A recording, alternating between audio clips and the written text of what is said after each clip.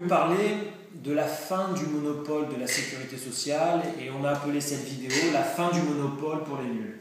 C'est essayer de vous expliquer cette démarche d'une manière assez simple. La possibilité de s'assurer librement existe depuis 20 ans, le saviez-vous? Vous voulez des renseignements sur cette demande? Cette vidéo essaie d'en apporter les points clés.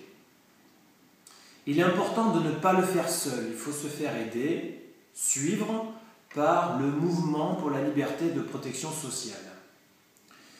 C'est un acte citoyen qui n'a rien à voir avec votre activité professionnelle. Vos cotisations sociales sont des cotisations personnelles. Qu'est-ce que la sécurité sociale? La sécurité sociale est considérée comme un acquis social par beaucoup, mais elle n'a jamais été plébiscitée ni n'a jamais été votée par qui que ce soit à sa création en 1945. La sécurité sociale est un terme universel. La sécurité sociale est en fait un ensemble de caisses privées. Et à ce titre, sont soumises à concurrence. Quelles sont les conséquences de l'ouverture à la concurrence des caisses de sécurité sociale? C'est que les cotisations sociales dites obligatoires, CSG, CRDS, le régime social des indépendants ou la mutuelle sociale des agricoles, votre assurance santé en fait, les URSSAF et vos cotisations retraite, la CARF pour les médecins, etc., ne sont pas donc des cotisations obligatoires.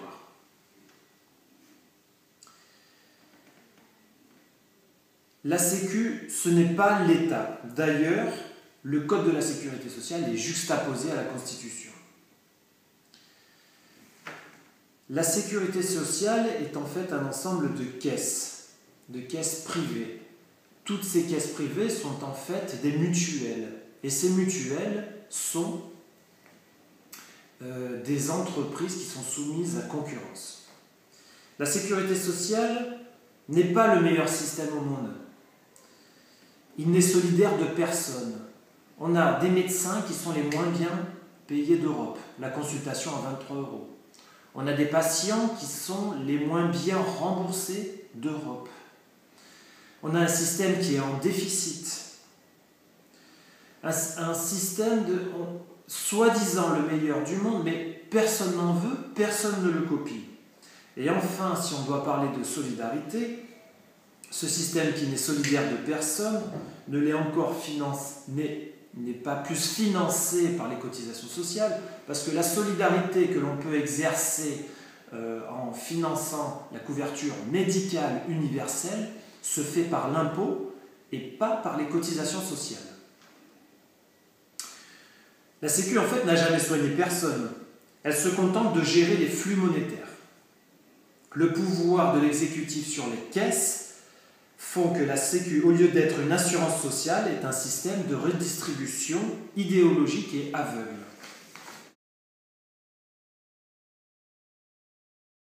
Que disent les lois européennes sur la concurrence? L'acte unique européen de 1986 établit la libre circulation des personnes, marchandises et services. Les caisses de sécurité sociale est un ensemble de mutuelles dépendant du code de la mutualité, donc des entreprises privées qui amènent un service d'assurance. On croit à tort qu'elles ont une mission de service public. C'est faux. En fait, elles bénéficient d'un marché public sans appel d'offres. Le droit européen, qui prévaut sur le droit français, a été transcrit dans le Code des assurances, le Code de la mutualité et le Code de la sécurité sociale. Mais il a fallu plusieurs étapes. La Cour de justice de l'Union européenne a même été obligée de faire des mises en demeure et des avis motivés pour la transcription de ce code. Il faut savoir qu'un avis motivé de la part de la Cour de justice de l'Union européenne impose une exécution dans les 2 mois sous peine de sanctions financières. Donc tous ces documents, nous les avons.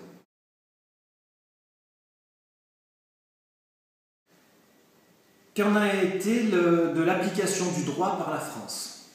Alors, dans un premier temps, le droit a été appliqué par la France. Puis il y a eu des mesures de pression et on a fait marche arrière. Lorsque le droit a été appliqué, on a, par exemple, le tribunal de grande instance de Nîmes qui a émis un avis favorable à des sortants de la mutuelle sociale agricole, qui est leur régime spécial d'assurance maladie.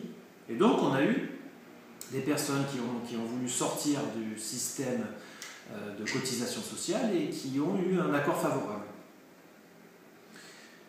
De cet arrêt du tribunal de grande instance de Nîmes, on a aussi un certificat de non-appel, donc qui théoriquement fait jurisprudence. Puis on a eu marche arrière.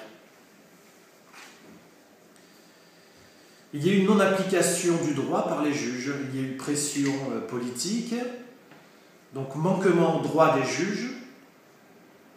Il y a eu construction à la hâte d'un site de la sécurité sociale qui reprend point par point et qui essaye, par une campagne de désinformation, de dire que la sécurité sociale a encore le monopole.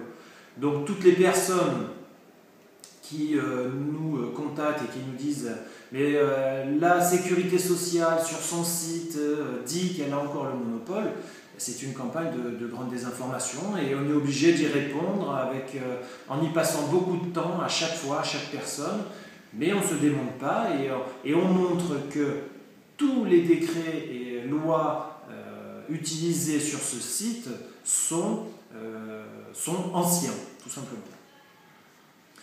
On a eu aussi la création d'un bureau à Paris se disant un détachement de la Cour de justice de l'Union européenne, mais qui n'avait aucun lien avec elle, et qui réaffirmait le monopole de la sécurité sociale.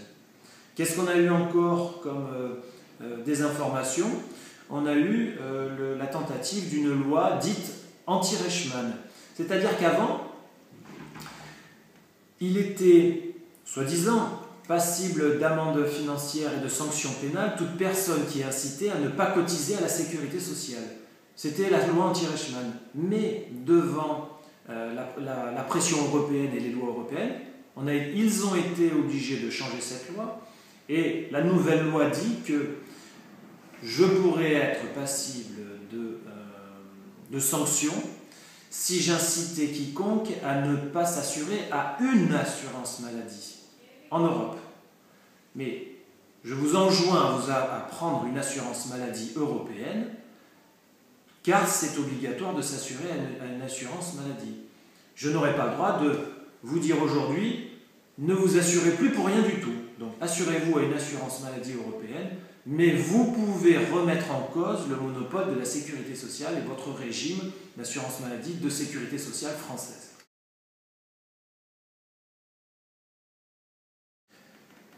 Donc chacun est libre et chacun doit faire ses calculs.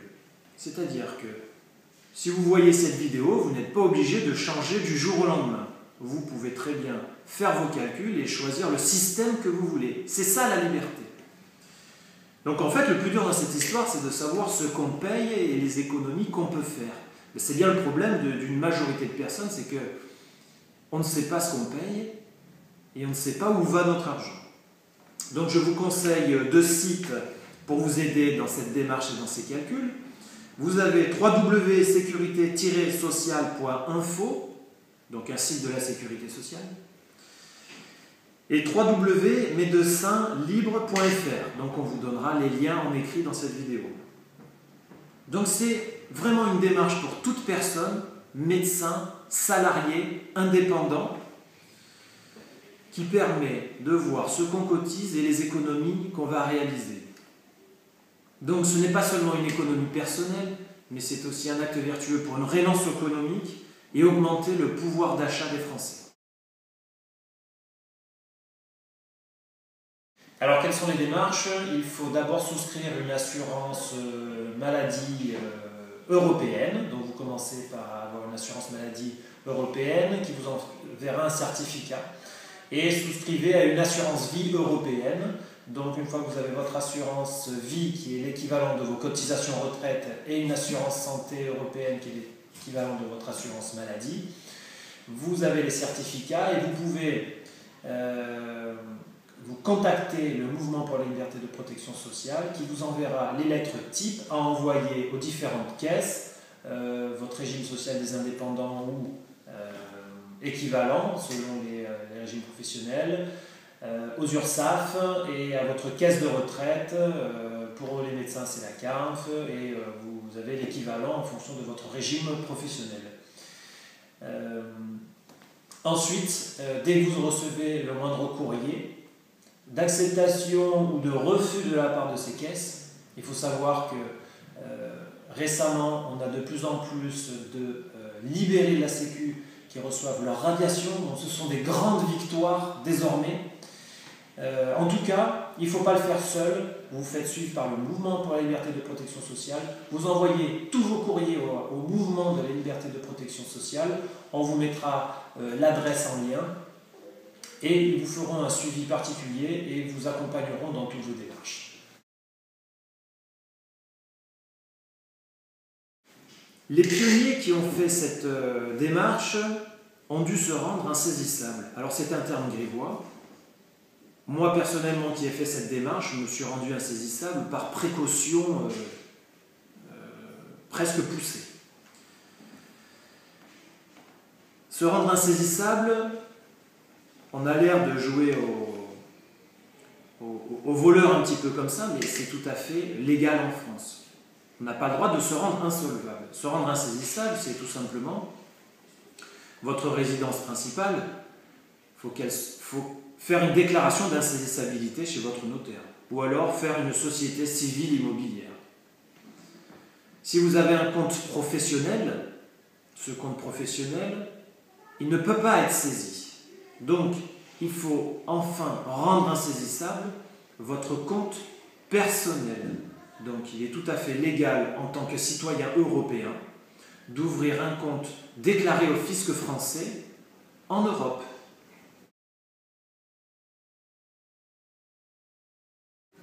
Quelle est l'actualité du mouvement? Nous faisons beaucoup de réunions en France. D'ailleurs, si vous voulez organiser une réunion, c'est très simple. Soyez l'organisateur, trouvez une salle, une cinquantaine de personnes, salariés, médecins, indépendants, boulangers, coiffeurs, et nous viendrons vous voir pour vous parler de la fin du monopole de la sécurité sociale. Il y a même des sous-réunions qui s'organisent, on en parle beaucoup dans les dîners. Par l'intermédiaire des pages Facebook, nous avons une page fan qui s'appelle « Comment quitter la sécurité sociale ?» Et enfin, pour les libérer de ce système, nous avons un groupe de discussion qui est ouvert, qui est aussi sur Facebook et qui s'appelle « Les libérés de la Sécu ». Donc une fois que vous aurez fait ces démarches, vous viendrez confronter un petit peu vos statuts et il y a sur ces pages et sur ces groupes je les appelle les pionniers, qui sont sortis depuis plus de 20 ans de ce système, qui n'ont pas payé de cotisation sociale depuis plus de 20 ans, et qui répondront avec plaisir et vous feront un partage de leur expérience. Dans la presse, on en parle beaucoup. Un article récent dans Valeurs Actuelles, un article dans Le Figaro, Le Monde, Les Échos, un très bel article sur Mediapart, qui parle de la fin du monopole de la sécurité sociale. Donc c'est vraiment quelque chose qui n'est ni de droite, ni de gauche, ni du centre, c'est vraiment un acte citoyen.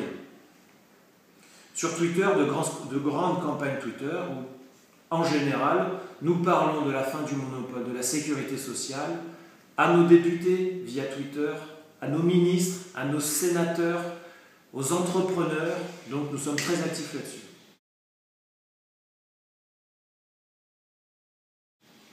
À titre personnel, j'ai quitté la sécurité sociale et ses cotisations sociales dites obligatoires, donc je ne cotise plus CSG, CRDS, qui sont bien des cotisations sociales, RSI, régime social des indépendants, à ma caisse de retraite, la CARF, et aux URSSAF.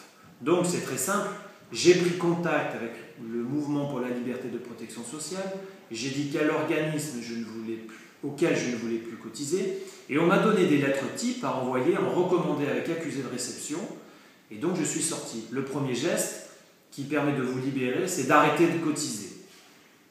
Vous avez le droit de faire jouer la concurrence, et c'est tout à fait légal, en Europe. Ça m'a permis de sauver mon entreprise. Au mois de novembre, on me demande des rappels de cotisation d'URSSAF tellement énormes que je ne pouvais plus me donner de salaire pendant 5 ou 6 mois. Donc c'était catastrophique pour mon entreprise, obligé de licencier au moins 2 salariés, mon prêt professionnel mis à mal, ma construction de résidence principale mise à mal, donc c'était un cercle vicieux qui s'instituait. Et donc j'ai trouvé par grand bonheur la possibilité de me libérer de ces cotisations sociales d'une manière légale. Je ne suis pas moins solidaire du système. La solidarité au niveau de la couverture médicale universelle, je l'exerce par l'impôt. Donc je paye toujours mes impôts et même presque un petit peu plus. Donc je suis encore plus solidaire pour ce système. Je répète, c'est un acte citoyen. J'ai eu des témoignages de sortie de la Sécu depuis 1994, ils sont sortis. Donc presque 20 ans qu'ils n'ont pas payé de cotisations sociales. Ils sont toujours en vie, ils vont très bien et ils ont sauvé leur entreprise eux aussi. Et j'enjoins tous les entrepreneurs qui ont beaucoup de mal avec toutes ces cotisations sociales à faire de même. Et les salariés aussi. Ce n'est pas une dérive d'un système à l'américaine, mais on ne veut surtout pas rester dans un système collectiviste. On ne peut plus rester dans ce système qui a un budget supérieur au budget de l'État. Il faut savoir que lorsque vous prenez une assurance européenne, une assurance santé européenne, tout est couvert. La santé, c'est pas si cher. La couverture et le plafond de ces assureurs va de 1 million jusqu'à 1,5 million par an. Donc c'est-à-dire que vous pouvez faire pendant une année de la réanimation en soins intensifs et vous êtes couvert. Donc pour résumer, pour les entrepreneurs, c'est de sauver son entreprise. Pour les salariés, c'est d'avoir le salaire entier, les charges salariales et les charges patronales. C'est une relance économique, c'est du pouvoir d'achat pour les Français. Et cette révolution qui aurait dû se passer avant est en train de s'accélérer en ce moment. Et je vous invite à nous rejoindre pour enfin bénéficier de ce pouvoir d'achat pour tous. Voilà, je vous remercie.